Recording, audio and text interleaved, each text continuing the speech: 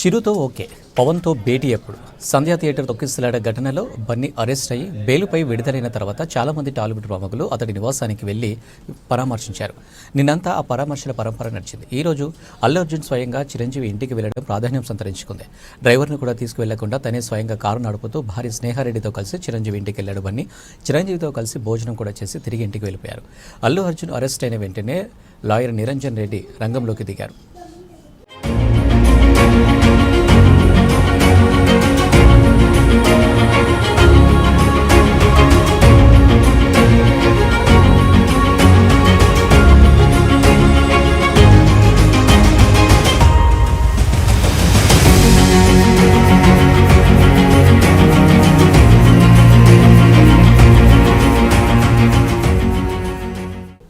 బన్నీకి bail రావడంతో అత్యంత కీలకంగా వ్యవహరించిన ఈ లారీను చిరంజీవి రంగంలోకి దించారనే ప్రచారం నేపథ్యంలో బన్నీ ఈ రోజు తన మామయ్య ఇంటికి వెళ్లడం ప్రాధాన్యం సంతరించుకుంది.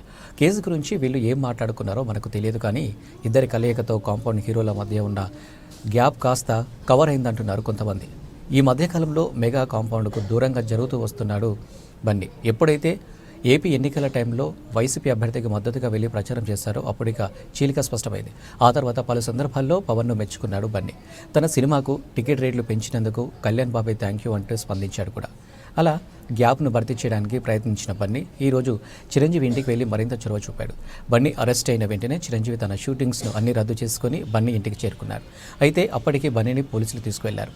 అప్పటి నుంచి అటు పోలీస్ స్టేషన్కు వెళ్ళడానికి కూడా చిరు రెడీ అయ్యారు, కానీ పోలీసుల విజ్ఞప్తితో ఆగిపోయారు.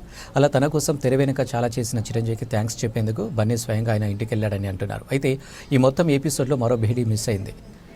ఈరోజు పవన్ కళ్యాణ్ తన ఫ్రెండ్ త్రివిక్రమ్తో కలిసి బన్నీ ఇంటికి వెళ్తారన్న ప్రచారం జరిగింది. అది మాత్రం జరగలేదు. ఈ భేటీ కూడా పూర్తయితే చాలామందికి ఫుల్ క్లారిటీ వచ్చేస్తుంది.